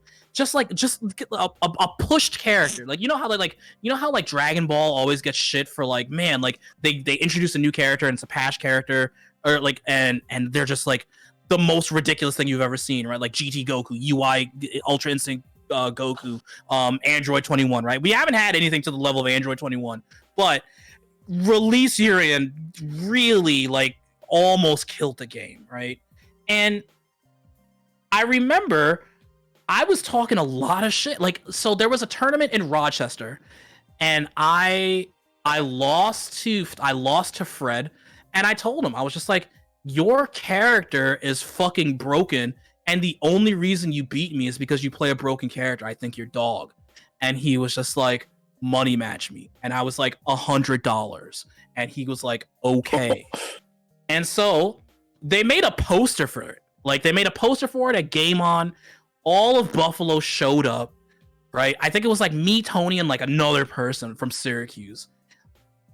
Yo, when I tell you that I got fucking washed, and this was even after playing Tony for like in multiple long sets, right? Because Tony was an Urien player, so I was able to like practice things, right? I got destroyed. There was like a point where like I want to say every Buffalo person that ever played a fighting game was in that building. So there were like 20 Buffalo players, right? If they were their NRS players were there, the Street Fighter players were there, Blaze Blue players were there, Karnov's Revenge players were there. There was every human being that's ever touched a fighting game was there. Joey Fury's girlfriend was there, right? It was just an insane thing. I got hit with a combo at one point.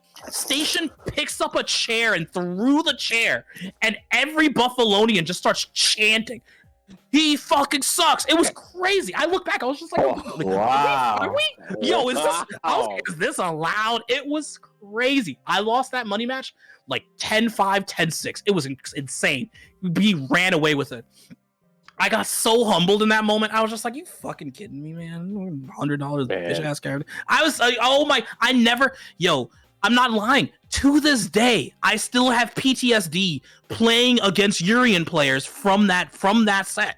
I can't, like, playing Urian players in season 5 is still troublesome for me because I remember every single time I'm like, all right, Fred, clean me up with that. Fred has since when Urian got nerfed, Fred dropped the game. I was so upset. I was just like, you still beat me, but I was right. But yeah, Fred dropped the game. Came back in season 4, played Blanca. Didn't play the game seriously. I've beaten his Blanca before. Doesn't matter. He took $100 from me with that busted ass character. I'll never live it down. I gotta wait for Street Fighter 6. We need the redemption. This is your time, D. Come on. Street Fighter. We gotta wait. Street Fighter 6. That's where it's at. The redemption is in the future. That's where it's gonna be. Week 1, $100 money match between you and no one, man. Let's do it. Come on. Who are you playing in Street Fighter 6? Who am I playing in Street Fighter 6? I'm playing a character. I'm picking 2 characters. I'm playing Cammy and I'm picking French Able Girl because hey, that's my character. Yo, hey, you know why? I realized in Street Fighter 5 I wanted to play a lot of neutral. I wanted to play a lot of honesty. And then I realized at heart I'm a Marvel player. I should have been mixing fools up this entire time. That was honestly one of my biggest mistakes. I wasn't mixing them hard enough, right? The blender wasn't there. But we're going back to the blender. People are going to get schmixed. I'm stealing all of Jeremy's tech. Jeremy, I'm taking it all. Like I'm taking it all, and I'm traveling to wherever I can with it, whenever I need to. Whatever you want to give me, I'll just let me know. I'll take that to Japan for you. I'll let them know. I'm like, hey, I learned this mix-up from Late on 3S. You can go follow him if you want more spicy mix-ups. Oh my god. I was talking to Idom. Idom said he's playing the same characters as I am. I'm stealing all of the tech from every single person that wants to play French Able Girl and Cammy. I am not playing fairly. You got to look inside. You got to look into your heart and determine what's it gonna be. And it sounds like you got a plan. We got a plan. I love it. I have another story about Arrival, if you guys are interested in hearing it. Hell yeah, let's go. We got time. So, this was some time ago. I forget the year. It's Dust Bowl, Syracuse, New York. I've heard a lot about the Dust Bowl. Kid. Oh no. No. Oh no. Are you about to say who I think you're about to say? 10-0 Thomas. Kid giggles, walks away in shame. Bro. Oh, there's a documentary. There's There's ancient tablets, bro. Like it's all over. You ask someone in a back alley for the 10-0, bro. They know the story. They know the story. Remember, that was a Syracuse collaboration, right? The artistry done by Damas, the painter, the canvas, Damas, Tony, shot by Tony, narrated by myself and Polish Mafia. Just an amazing collaboration of Syracuse technology. First of all, when I asked this Rivals question, that set was the question I had in mind, or that was the set I had in mind, because I knew about that set between Damas and Kid Goggles, because I watched it in the Vanilla Dome. Tony brought it, and we all sat there after our sets. We all sat there and we watched it. It's only like, like a 15-minute video or something like that, talking about this legendary set between the two. Oh yeah, here's the poster. Bro. God. And it's so well shot. Oh my god. It's so well shot. And I wish, and Tony, if you're still in chat, please let's find a way that we can look at Debbie's in the corner over there. What? Yeah. Just like look at this poster. This is a sick poster. This poster was insane, man. This poster is incredible. Why have I not many more L's can I take? Wow. How free this kid really is. Just Buffalo nationalism at its finest, bro. This is absolutely incredulous. Oh my god. Actually wild Roger Ebert. Wow.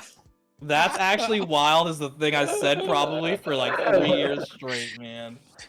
Oh my god. I would like to see. That's actually wild. I wanna segue off of that money match to let you guys know a very proud Syracuse tradition. of taking money from Kid Goggles. Oh yeah. No. I'm gonna say Syracuse no Syracuse player during Marvel 3 has lost to Kid Goggles in a money match for less than $100. Yep. Oh my god. He's taking the money. Taking the money from him. Damas beat him 10-0. I beat him 15-13 for like $150. He drove out here to money match me. I took his money. And didn't pay his gas. Savage. Lord Child beat him. Yeah, Lord Child beat the brakes off him too. Oh shit, I forgot all about it, man. That was like the Marvel player when I started showing up. Yes. He was pushing Marvel so hard. I don't know if Tony ever played him, but I'm fairly certain that Tony's also beaten him for money as well. He's never played Polish Mafia, but Polish would have freed him up. Yep, easy. Yeah.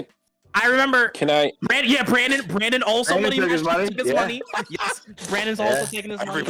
Syracuse is taking Kid Goggles' money. There was like I forgot whose house we were at. I think Ali, Cassius. He was a player. Yeah, Ali. He used to. He was a Marvel player that went to SU. Shout out to Ali. He was down. He's also taking his money. It was like we were at this guy Dan's house. And it was Ali, Lord Chow, and myself. And I remember when we did our money match, like there was a point where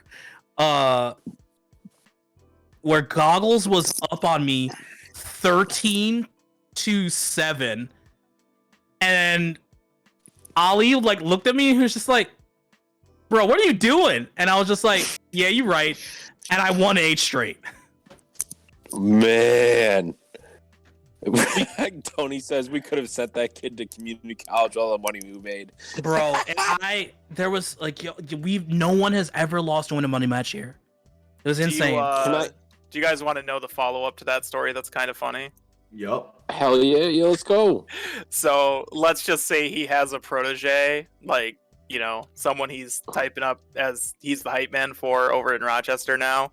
Who said, Yep. Who came out and started swinging, saying he was the best grappler and that he was gonna free us all up in DNF. Is that this dude? And Upstate Uproar, and that Kid Goggles was his hype man. And I may have trained a certain local striker player named Chris D on how to beat the grappler matchup, and he won Upstate Uproar for it. And he won Upstate Uproar. That's right, Chocolate Chris D. Is that? Are you talking about Maxama? Yeah. Yep. Yeah. Oh, damn, he wasn't trying to drop names, but y'all here just saying it. Listen, I'm confrontational. He knows where to find me. No, it's all over that Attack from All Sides Discord. Like when he came at me, and I was just like, he was like, "You got to teach your boys the matchup," and I was like, "Okay, bet. Like I'll teach him."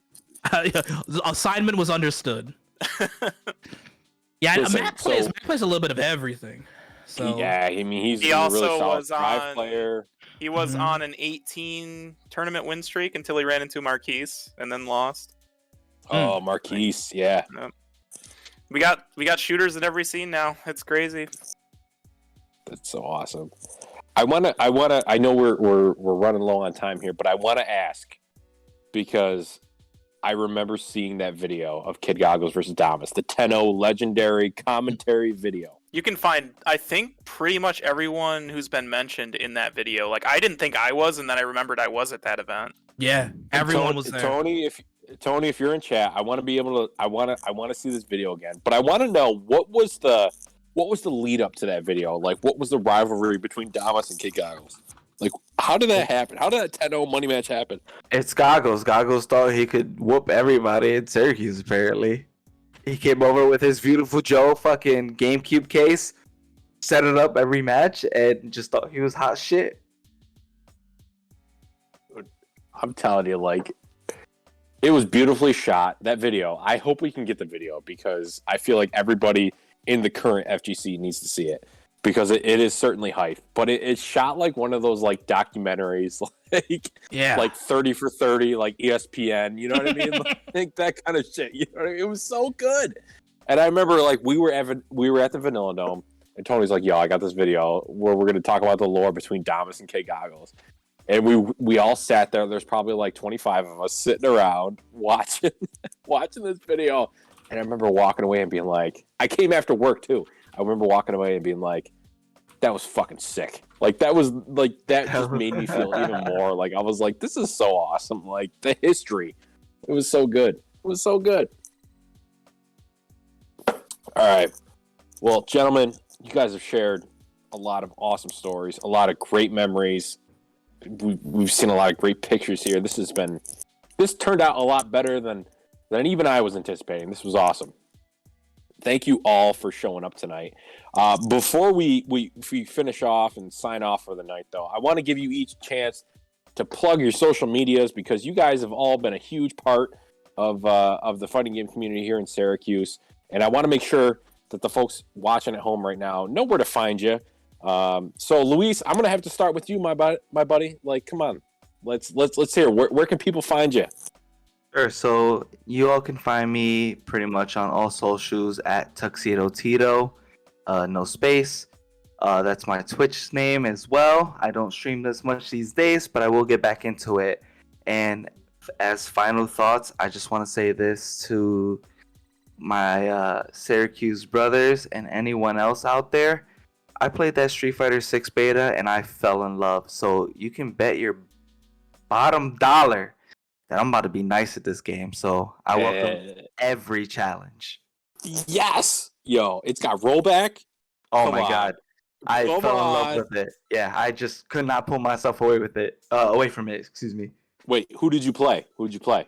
Ryu, naturally. Yeah, okay. Yeah, but I'm low key. I'm hoping that they bring Alex and or Karin, and then I'll be able to pick them up as well. So awesome. Yeah, absolute pleasure to have you on tonight. This was awesome. Definitely check them out if you guys are interested in seeing what Luis has got going on. Tuxedo Tito. It was a real honor. Right. Thank you for having me. D'Anthrax, let's hear it. Where can people find you? You can find me on D'Anthrax on all socials. Usually I'm on Twitter. I am on Twitch very infrequently. You can find me on YouTube as well. My links are on Twitter.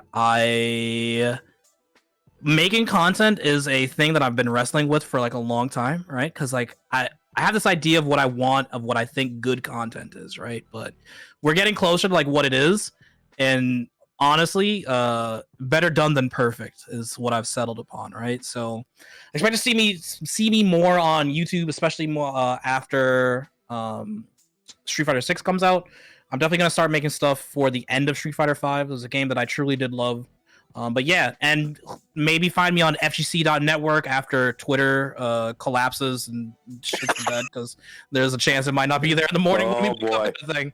So boy. I'm like, man, do I have to find a new social media network? I'm not going back to Facebook. We're not doing that. So we're going back to MySpace, baby. Let's go. Hey, let's go. So yeah, you can find me for the time being on Twitter the most. Awesome. Jeremy, let's hear it. We already heard it before a couple weeks ago, but for folks that weren't watching that time, where can we find you?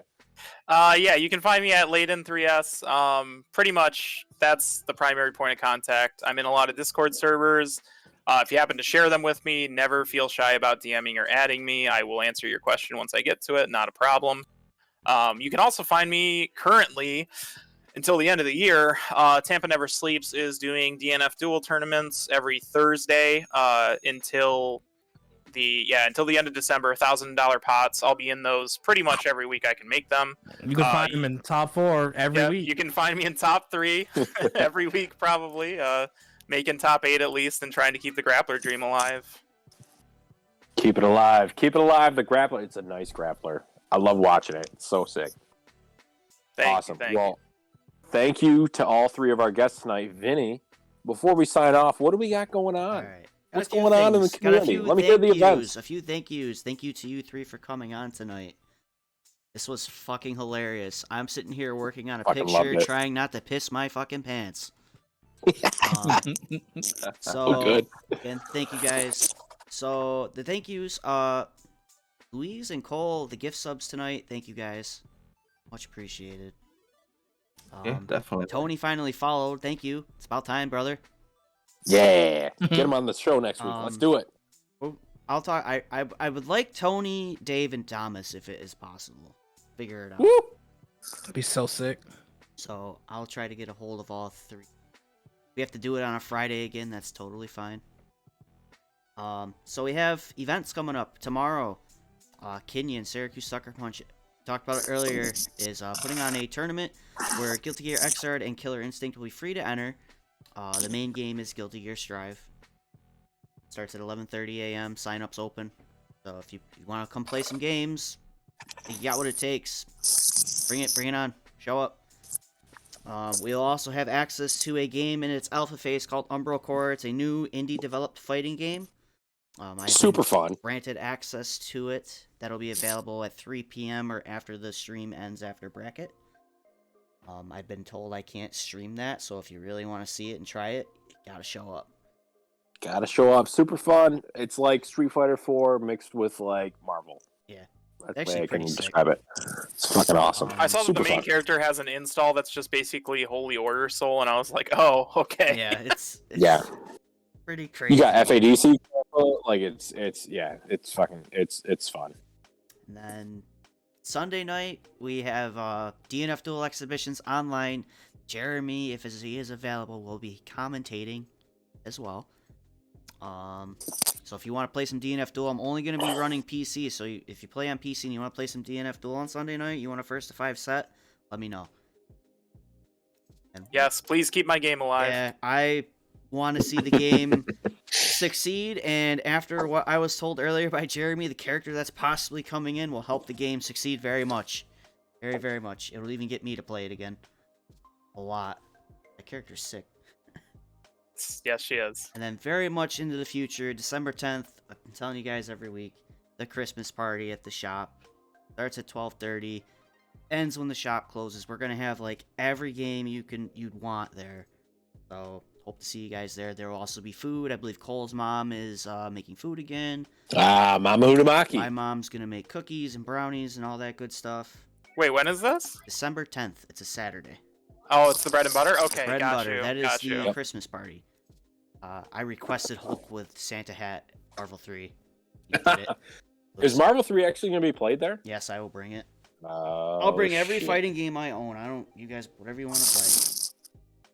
You want me to bust out the Dreamcast and you want to play something on there? Just let me know. I'll do that too. Yo, I'm bringing Clay Fighter 63 1/3. What you know about that? All right. I've been playing with my son. It's been great.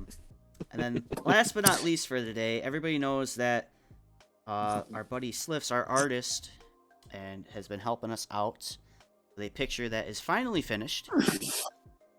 Is on the screen. I finally made the topic of the day picture. Look at that. Took a Look while. at that. Took a while. Beautifully artistic. Dude! Gorgeous. But Look at May. She just wants to tell you about what the topic of the day is. Beautifully animated. so we'll this will be the new topic of the day Twitter picture.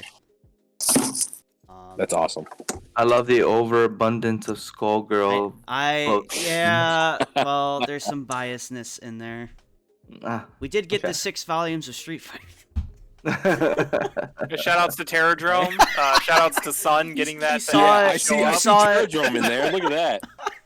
I was hoping somebody would catch it. So Oh, look at this small ass Killer Instinct though. Look at 2 books. 2 books on Killer Instinct. Come on. I really liked Totsugeki 101. Very Thank well you. done. This is spectacular. I love it. So it's a fun project, and we're also working on a new logo, so we'll see how that ends up. But again, thank you guys for coming on. Next week I will do my best. I would like Tony, Dave, and Damas, if you're listening, Tony still. You know, you like to lurk around. I would love to hear your side of some of these stories about running out of gas and a raccoon being in a car. Yeah. I gotta And ask about the gas can. 7-Eleven That's wild. and all this crazy shit. Because I wasn't around back then either. I was sitting in my bedroom playing fucking Skullgirls and Marvel 3 and whatever online by myself. Didn't know there was a community back then, so The raccoon story is wild though. Who was it with? Paul, right? Paul, Yeah, Paul. Farinelli. Oh my god, that's such a wild story. They almost seem too wild to be true, but we promise they're true. It's so wild. Oh, Love it. man. I loved it. Like like I said, guys, this seriously turned out way better than I was anticipating. I love hearing these stories. You guys were awesome tonight. Thank you for coming back on tonight. This was awesome. Thank you, everyone. Thank you Yeah, heck guys. yeah, man. Thanks for having me. Yeah, man. You'll be getting invites back soon. There's plenty to talk about. Yeah, Luis, Street Fighter 6 is coming out. You got to start doing some online stuff with us since you're in Connecticut. So You already know, man. With that rollback, it'll make it so much better. Trust me, Oh, that- make the grind lobby, please. Yeah. Trust me, that- I will be there. That game will be. see my here day one jury, for a all while. right? See my day one jury. Because I played Alright. the beta, and that's who I'm playing. So it ain't day one. That's cheating. So Oh, that's true. Well, see my my official jury. How about that? I'll be playing Chun-Li. Bunley. I got to play her at Evo and I fell in love with it. Or not to. Yeah. Although I do want to try the new like T-Hawk girl. She looks fucking cool. So I am all Yeah. good. Anything else? Any of you guys want to say? Any final Final words for remarks? tonight? Yeah, I'll end on something. Your community is out there. Reach out. Like, I promise, we're welcoming. This community has driven me to become probably the largest competitive edge I've ever had, and if you don't come out, you're missing out on that, and you don't even have to compete. A lot of these guys, like Rick, are just here to kind of steer people in the right direction, and, try to find these events, try to find these people. Yep. I know I'm talking to a crowd that's probably just tuning in for, this talk, but I promise you, coming out, even though you have a bad day and you're not really feeling it, it definitely always made me feel better. So this community is really welcoming, and we're a great group of kids. Yeah, and I'll definitely mirror that. I've made some lifelong friends through this community, and it may seem daunting to just, reach out and just make friends, but I promise you, it'll be like talking to people you've talked to your whole life, even though you met them day one. So, Yeah, I'll piggyback on the back of that, right? Like, there's I don't show up to my locals a lot, right? There's always been and it's weird, right? Because I'm a very extroverted person, but I think that Syracuse has always just been. I couldn't do what I do in any other community, right? With the infrequency that I show up, right? With the frequency that I'm Hollywood D'Anthrax, as they like to say, right? With the ability for me to show up when I want and still feel as though nothing's been missing in that space of time that I haven't been there is such an amazing feeling, right? Every single time that I show up to a local, I'm just like, man, why don't I do this more, right? Your community is probably exactly the same, right? Don't take it for granted. I think that's probably the biggest thing that I want to say, right? I'm very thankful for the fact that I have what I have here. Because it's very easy to take it for granted when you look at some of the other places, right? There are people in, the middle of nowhere, Wisconsin that are just struggling, right? Not no offense to any Wisconsiners, right? But I think it's just one of those things where I see what it is we have, and I see what it is that other people have, and I'm always very thankful for how ours turned out. And that's not a community isn't a space. It's not a venue. It's a community is the people, right? And the people of Syracuse have always consistently been some of the best people I've ever encountered in this world. I can say that now, right? After traveling the world for fighting games, right? Syracuse is probably the best in the world. It's insane. So shout out to all of you.